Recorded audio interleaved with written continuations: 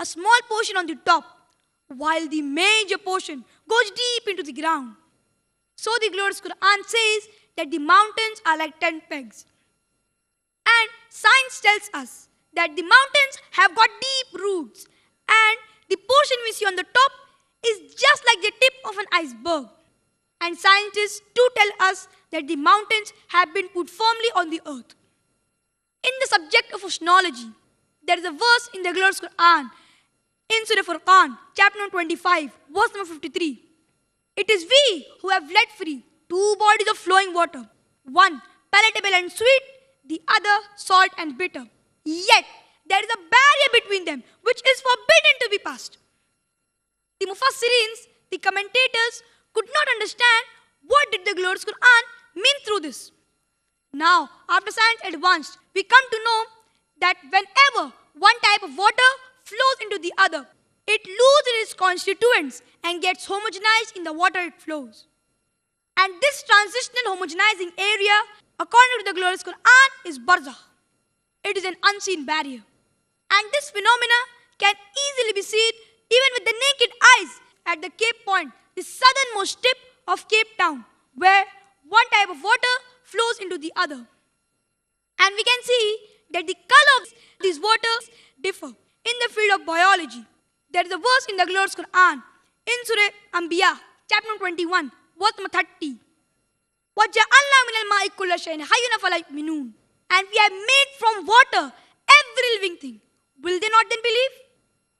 Imagine in the deserts of Arabia, the glorious Quran says that Allah subhanahu wa ta'ala has created everything from water. Who could have believed it? Now, after science advanced, we come to know that every living creature has got cells. And the basic substance of the cell is cytoplasm, which has 80% of water. And science tells us that every living creature has got 50 to 90% water. In the field of botany, we did not know that even plants have got sexes, male, female. Allah subhanahu wa ta'ala says in the glorious Quran, in Surah Taha, chapter number 20, verse number 53, it is we who send down rain from the sky, and with it bring various pairs of plants, each separate from the other. Each separate from the other means male, female. And the Arabic word used in this verse is azwaj, meaning spouses, sexes, male, female. And Allah subhanahu wa ta'ala says that He has created everything in pairs. And science tells us that even the unisexual plants, they have got distinct characteristics of male and female.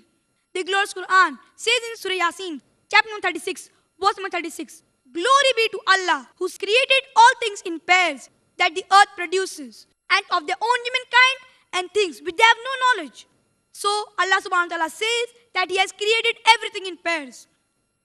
And today we know that even electricity has got positive and negative, electrons and protons. So Allah subhanahu wa ta'ala says 1400 years ago in the glorious Quran that He has created everything in pairs, which we have discovered recently. In the field of zoology, there is a verse in the glorious Quran. It is Allah who made the animals that live on the earth and birds that fly into the air to live in communities like the human beings. So the glorious Quran says that Allah has created all the animals and the birds to live in communities like the human beings. And the glorious Quran says in Surah Nahl, chapter number 16, verse number 69, it is we who taught the bee to build its cells in the hills, in the trees, and in habitations, and to eat from what all the earth produces, and to find the spacious path of its Lord with skills. It's just a few decades earlier that Von Frisch got the Nobel Prize. He described the movement of the bee. So what does the glorious Quran mean? That it has taught the bee to find the spacious part of its Lord with skills. Now, after Von Frisch described the movement of the bee, we come to know that whenever a bee finds a new garden or a flower, it goes and tells its fellow bees the exact direction of the flower or the garden, so that they could suck the nectar from it by a process called the bee dance, which we have discovered recently. And previously we thought that it was the male bee which was the worker bee. Actually, it was female bee which was the worker bee. The glorious Quran describes the gender of the bee in Surah Nahl, chapter number 16, verse number 69. The words are Fasluki and Kuli, meaning a female bee. Imagine, the glorious Quran describes the gender of the bee 1400 years ago, which we have discovered recently. In the field of physiology, 600 years after the revelation of the glorious Quran, Ibn Nafis described the blood circulation. And 400 years after Ibn Nafis and 1000 years after the glorious Quran was revealed, William Harvey made it known to the world. So when we study our textbooks, we know that William Harvey described the blood circulation. Actually, it was Ibn Nafis. This is all media.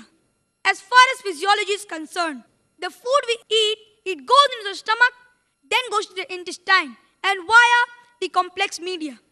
And via the blood streams, it goes to all the parts of the body, including the mammary glands, which is responsible for the production of milk. The glorious Quran describes this in a nutshell 1400 years ago in Surah Nahl, chapter number 16, verse number 66.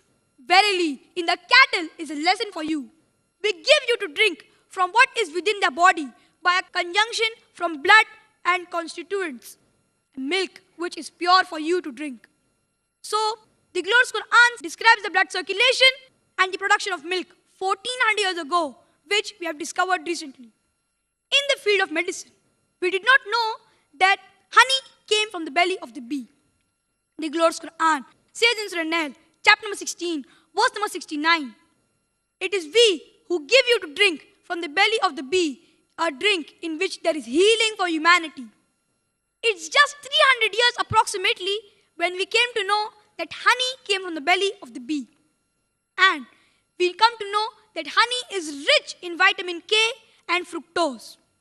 And we come to know that honey has got mild antiseptic properties. No wonder the Russian soldiers in the World War II, they used honey to cover up their wounds because the honey prevented evaporation and healed the wound with a little scar tissue. And because of the density of the honey, germs and bacteria were prevented to grow on the wound. And if there is a patient who is allergic to a plant, and if honey can be taken from that plant and given to the person starts getting a resistance to the allergy. So, the glorious Quran says that in the honey is a healing for humanity, which we have discovered recently. In the field of embryology, there were a group of students who collected the data from the glorious Quran and Hadith dealing with embryology. And they went according to the verse of Surah Nahl, chapter number 16, as well as in Surah Anbiya, chapter number 21. فَاسْأَلُوا عَلَى الذِّكْرِ إِن كُنتُمْ لَا تَعْلَمُونَ. And if you are in doubt, ask the person who is knowledgeable. So these Arab students, they collected the data from the glorious Quran and Hadith dealing with embryology and then translated it into English and presented it to Professor Keith Moore. Professor Keith Moore was the head of the Department of Anatomy in the University of Toronto in Canada. And when he went through the verses of the glorious Quran and Hadith dealing with embryology, he said, most of the verses of the glorious Quran are in perfect conformity with the latest advances in the field of embryology. But there are some verses which I cannot tell that they are wrong, neither can I say that they are right, because I myself don't know about it. And two of such verses were the verses of Surah Alaq or Surah Iqra, chapter number 96, verse number 1 and 2. Iqra bismi rabbika allazi khalaq. Khalaqal insana min alaq. Read, recite, proclaim in the name of thy Lord who created